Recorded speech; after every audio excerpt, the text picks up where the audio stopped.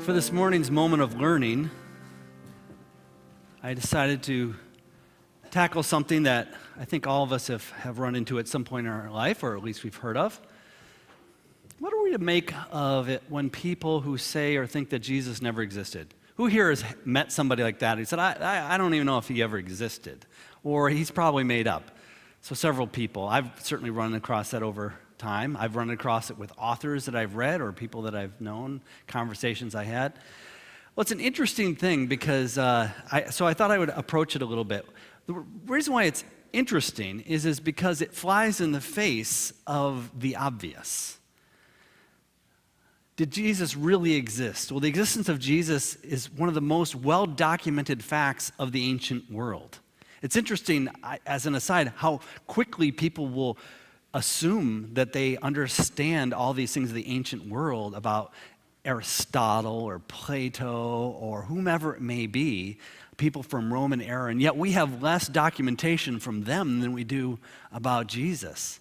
And people a lot of times will ascribe this, say, well, we know about Jesus, but we only know about that from the Bible. Of course, they've already relegated a lot of the Bible to religious literature as opposed to actually documenting fact. But that aside, one of the things when you want to establish something, you establish that were there eyewitnesses? Is there a written testimony? What do people who are not of that faith believe it? And one of the things I wanted to at least kind of convey to you, and this is not just to bolster up our faith, but to talk a little bit about when people say that sort of thing, is that there were so many eyewitnesses to Jesus' resurrection. There were so many eyewitnesses to his very existence.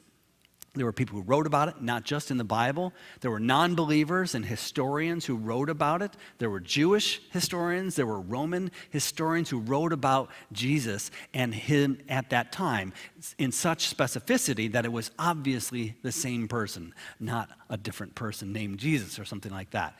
But I can't remember all the names of Tacitus, Solonius, I think was the name. You have Josephus, a lot of different historians wrote about Jesus and all the amazing things that he was doing at the time. Now, they were not writing from a religious point of view. So with all of this background, how then can somebody say, well, I wonder whether Jesus not even existed? Well, the answer is, their arguments aren't coming from historical, objective points of view, but from a personal, subjective point of view or perspective. Quite simply, their arguments are faith-based.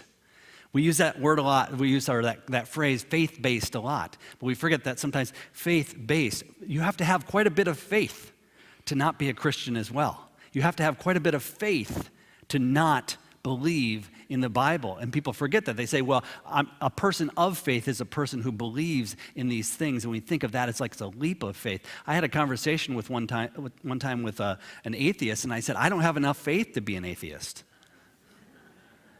Which was an interesting conversation that ensued that because I don't think they'd heard that one before.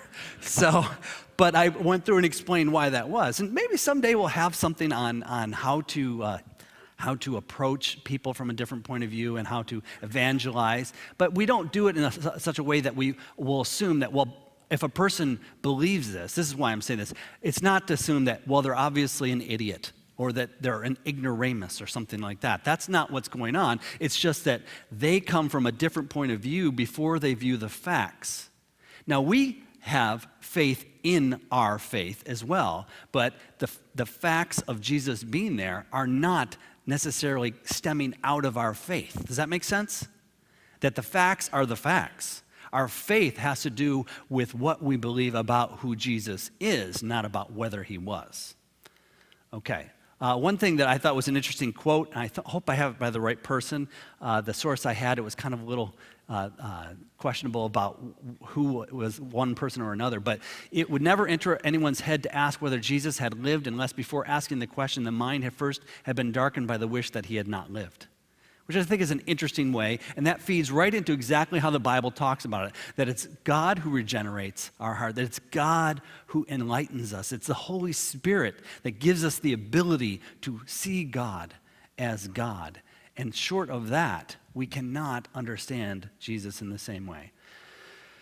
So how should we approach this if we come into contact with someone who states such a thing? well, encourage them to investigate the fact givers. That is, go back and look at the evidence. Go back and take a look at that, because oftentimes people who make such claims like to think of themselves as intellectuals or that they are in the know or something like that. And it's a pretty good gauntlet to throw down to them and say, well, why don't you go back and fact find about that? And it's interesting because there have been many strong Christians over time that didn't start off as Christians, and then when they started looking into the facts very deeply, they became Christians, for they saw what the facts supported in the Christian faith. So that's what I had for today in our moment of learning.